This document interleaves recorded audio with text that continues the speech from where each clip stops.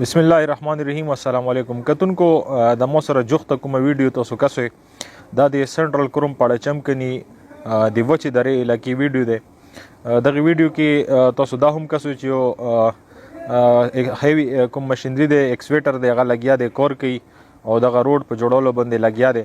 یو څو ورځې مخکې هم د دغه علاقې خلکو د وچې درې خلکو په سوشل میډیا باندې اپیل کړی و د چندې دپاره چې موږ سره د مدد وشي، موږ سره د امداد وشي د چندو په مد کې چې دغه پیسې مو ته لاسته روشي او موږ دغه خپل روډ ورباندې جوړ کړو. سوال دا پیدا کیږي چې هغه د مو منتخب نمایندګان چې ته دي، حکومت هغه واکداران چې ته دي، هغه د تبدیلی والا دعویداران چې ته دي چې هغوی دعوی کوي خو په ګراوند باندې هیڅ قسم کار نه کوي.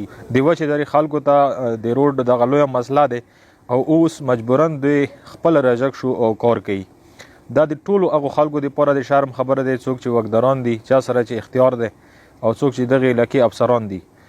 دا ډیره د شرم خبره دی، د شرم مقام دی چې د یوې علاقې خلک راپسیږي، هغه خپل مدد سره خپل تګودو سره کوشش وکړي، منډه تړه وکړي، پیسې راټولې کړي، چیریټي چنده منده راټوله کړي او هغه د یوې علاقې د خپل علاقې یو ترقیتي کار باندې هغوی خپله کار شروع کړي. نو دا فرض خو د حکوماتو دغه کار خو د مو د منتخب نمایندګانو خو افسوس خبره دی چې دغه خلک په خپله په دغه کار باندې لګیا دي. نو دا د دوی لپاره ډیره د شرم خبره دی. صرف دا نه وچه دره نه بلکې په سنټرل کروم کې اکثر داسې علاقې مو لیدلي دي، داسې خبرونه مو اورېدلي دي، بلکې داسې علاقې مو په خپله هم لیدلي دي چې هلته کې خلک په خپله پیسې راټولې کړي، کور په کور پیسې راټولې کړي او هغوی هلته کې د کنسټرکشن کارونه کوي، روډ شو، د نه علاوه د اوبو پایپ لاین شو، چینونه اوبه راوستل شو یا نور داسې کارونه شو.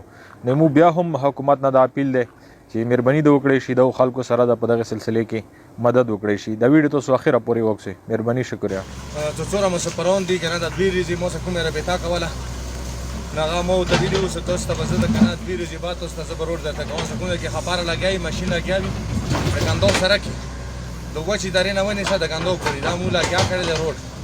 نو تاسو موږ سره چاندي وکړو نو دا به غوي.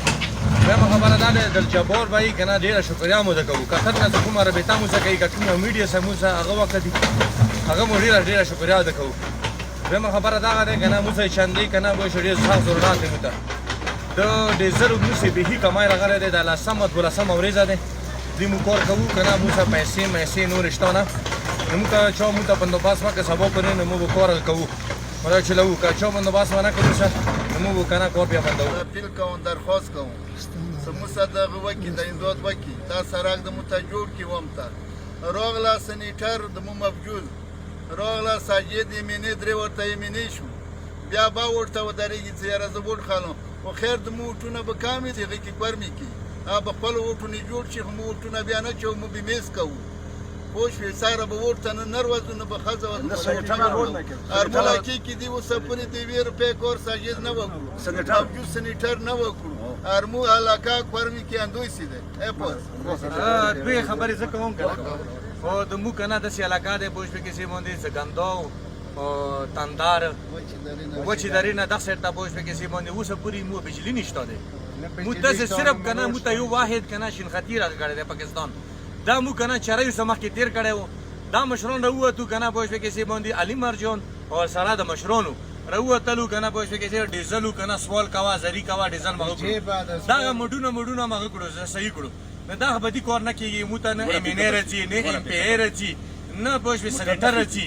نو دې که هر څنګه وي که نه که هلک ته شي یا که نه پوه شوې که دې کې دا خبره نشته دی. مو که نه ووټ ور کړی دی، اقبال میا ته مو دې پرې ووټ ور کړی و، ساجد توري ته مو ووټ ور کړی دی. نو دا یې مو حق کېږي، سنیټر سره د مو حق کېږي که نه ضرور شي دوره وکړي. مو به همداسې شانه به شانه ورسره ودرېږو، مو ته که نه دا رول منظور کړي. وسلام.